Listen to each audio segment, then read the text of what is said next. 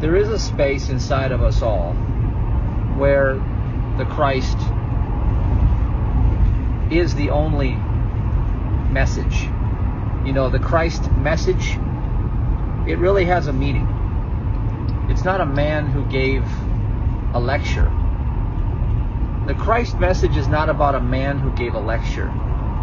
The Christ message is about a consciousness that is always speaking to us when we are in our right mind, when we are in our right intuitive brain, casting our net on the right side of the boat, being righteous.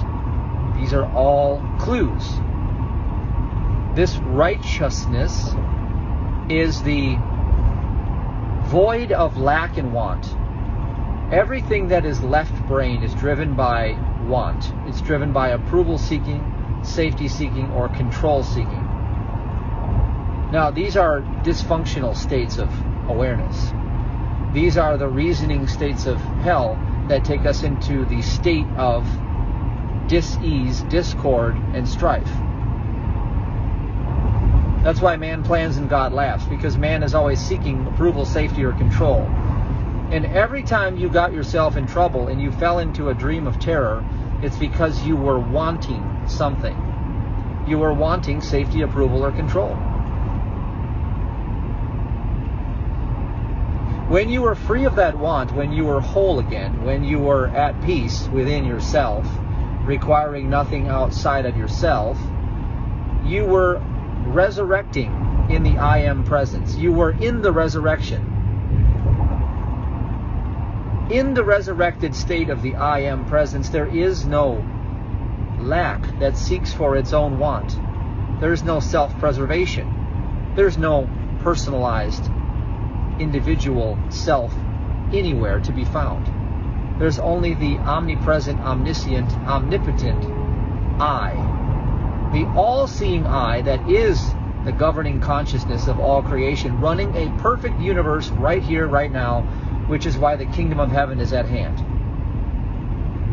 You live in a perfect world that God is organizing on your behalf, speaking to you constantly through the Christ message, atoning you with the Spirit, and fulfilling your heart's desires. And this is all happening as a result of your inheritance from the Father, because of the Father's will, which is given to you by grace. It's not the sweat of the brow that gets you there. This was all given to you by grace. I and the Father are one. If the Father is, and outside of the Father is nothing, then how is the deficiency of what you see, smell, hear, taste, and touch even possible? It's only possible when we react to it.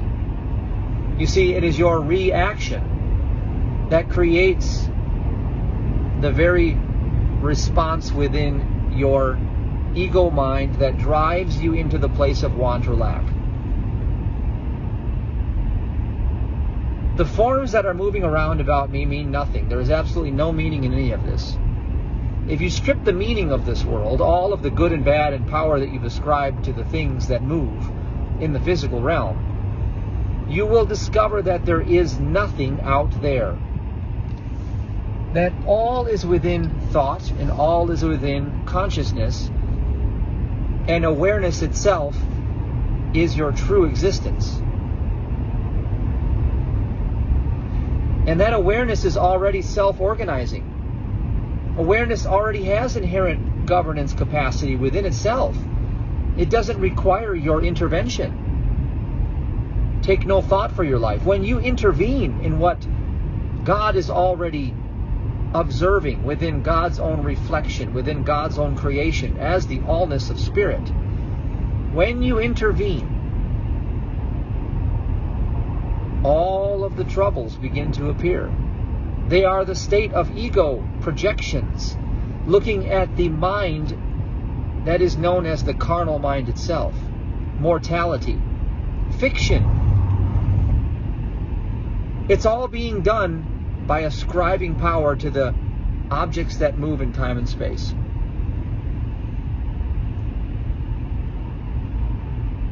Objects that move in time and space are the result of adhering to double-mindedness. It is the belief in two powers, it's the belief in two kingdoms, spirit and matter. What you see moving through time and space is called matter. Matter is a condition of lack and discord. It's a deficiency with no root. When you take that deficiency and perceive it and judge it as something that is real, you commit a spiritual crime called blasphemy. You bring that evidence before the Holy of Holies, which is the imagination of spirit, and you bastardize the gospel by presenting it with evil. You bring an unholy sacrament before the Lord.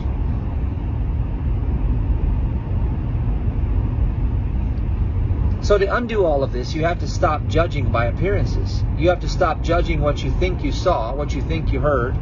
Your entire history is fabricated nonsense. It doesn't exist. And all the problems that you keep holding on to are nothing other than your own observation about something you think you saw, something you think you felt, something you think you heard. It was an object in time and space, including your physical body, which has no life, no root, no substance, no intelligence. Because there is nothing to matter. Matter is a non-existence. Matter is a non-entity. Matter is the serpent in the garden, trying to create division by creating two atoms. The split within the one into multiple trillions of cells in your body, billions of people on the planet. These are all artificial constructs, not the world that God created. The substance of spirit is unification of the self. It is the one life, one power, one presence, one mind, in which you are the thought, the afterthought of God. You've already been created and already had your steps organized. You're already in the perfect Garden of Eden right now. You only have to realize what already is. And to realize what already is, you have to step out of thinking and feeling, which create perpetual war. And you have to come into sensing from the Spirit. I sense. I'm in my higher self. I am in the full potential awareness of the I Am presence, knowing that there is only me. And these qualities of goodness, peace, love, patience, kindness, joy, faith, love, all of these are the true report of reality that can never be objectified in any condition known as matter. Back of matter, we find there is no governing law. It is the lawless one, known as Satan in the Bible.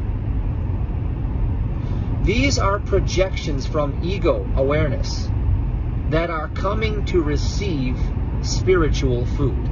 They are hungry, deficient, starving. They lack, they want. Their bellies are not full. So we are here as the light of this world to feed our truth, our awareness, into the space where there seems to be a deficiency or an evil appearing before our lying human eyes. So as the appearance comes before my lying human eyes, I recognize that I need not react at all. For it is the universal nothingness that is attempting to hiss in the garden. It's trying to teach me of two powers, of good and evil. Separate me from my inheritance of being in the Garden of Eden already, right now. So when I stand still, knowing that I am God, when I refuse to worry, when I shut down the human mind, I open the channel for the divine mind to come through in the fifth and sixth dimensions and resurrect me into the kingdom of righteousness, pulling all the energy from the left brain over to the right brain, opening up pure awareness and reflecting the completed state of divine works right now. I perceive a money problem. I stand still and know that I am God. God is running a perfect universe right here, right now. There is no deficiency in God's mind. All governing activity in all creation happens in God's mind. God's mind is the volition of thought which moves the energy and creates the substance of spirit. And spirit is the only reality. Matter appears before me as a judgment made in human consciousness that is a lying and deceitful graven image. I don't give my attention to graven images. I fear the Lord. The fear of the Lord is the beginning of wisdom. Because I fear the Lord, I don't bastardize the Lord's creation with ignorance by trusting in the deficiency and giving it a place to find rest in my thought. Instead, I remain still, unmoved, imperturbable, relaxed, at peace. And I qualify everything in my world with perfection. I am perfection. I am the resurrection and the life. Right before me stands the Christ, and there is no other. Right before me is the fullness of all of the goodness in all creation, forever expanding itself as God's will, bringing me the bread of life. There can only be one presence here. And that presence is permitting no evil. It is permitting no disease. It is permitting no lack or discord. And because I refuse to fear, I remain still in the awareness that I am the only consciousness here. The divine truth comes through me and purifies what seems to be unholy and brings about completion within its own awareness. And somehow, mysteriously, the bill gets paid. Somehow, magically, the disease reverses course and disappears back into the nothingness from where it came, which is nowhere. And somehow the relationship begins to blossom in a newness of spirit that organizes itself perfectly according to its own original blueprint. I no longer am using the will to live in a separate reality outside of what God has already given me. I no longer pursue the lusts of the flesh. More sex, more food, more money. Lack, lack, lack. Want, want, want. Strive, strive, strive. Hustle, hustle. Grind, grind. Stupidity. It's human stupidity. It takes you into the place of bondage, the poverty of the flesh. And it drives you insane in a carnal mind that is self-destruction by its own very nature, because it has no existence. So it must observe its own ignorance to its ultimate demise. Evil destroys evil. It is an abject illusion. You can't gain anything in a world out there, and you can't lack anything in the spirit within yourself. So which direction are you willing to turn? Are you done reacting to the world out there? Are you done giving away your power to illusions of form that move in time and space? To the false reports of the human senses that told you what you heard. You think you saw something, but it was never there. You felt discord, disease, depravity, but yet there was nothing but God's allness in that space, forever standing as the only presence within all of creation. Are you certain you want to keep that consciousness alive in your thought, where the only life it has is coming from? Or would you purify your thought now and see only truth? God is, full stop. Outside of God is not.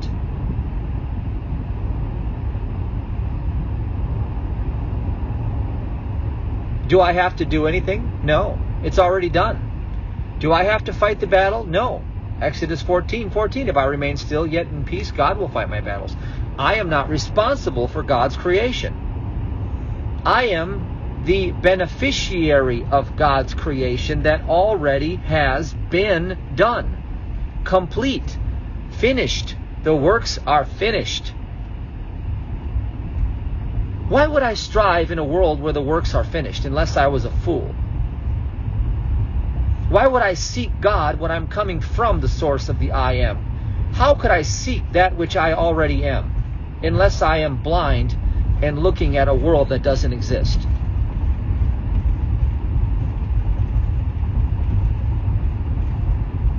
How long will you suffer mortality when the consciousness of truth is the only one you ever had or could possess?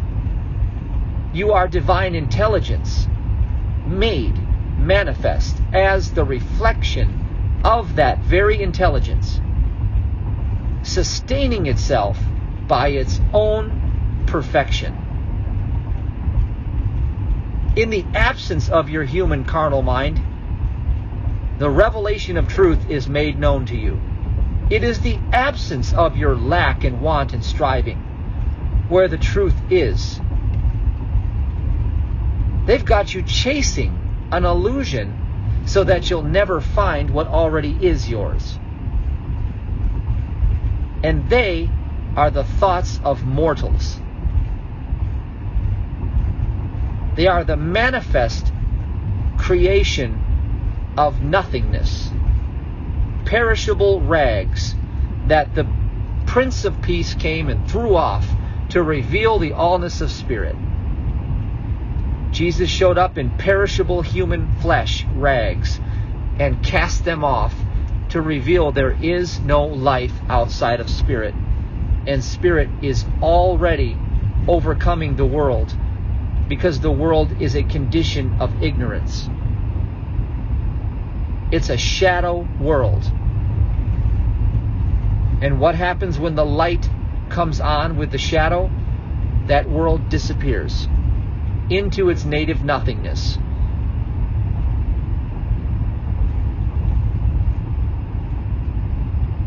Who or what can be against you if God is for you?